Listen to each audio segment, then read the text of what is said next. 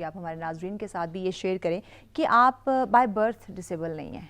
सो ये हमारे नाजरीन के साथ थोड़ा शेयर करें। मेरी डिसेबिलिटी मस्कुलर डिस्ट्रॉफी है।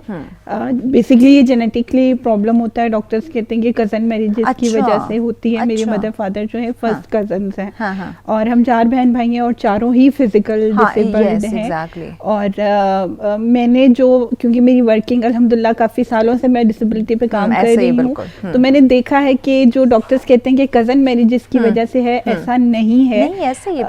क्योंकि बहुत सारी ऐसी मैंने मैरिजेस देखी हैं कि जो बिल्कुल आउट ऑफ फैमिली थे और ऐसा कुछ नहीं था, लेकिन डिसेबिलिटी उनके बच्चों में भी आई है। बेसिकली ये हार्मोन्स का कुछ इशू होता है, इसकी वजह से बच्चों में डिसेबिलिटी आती है।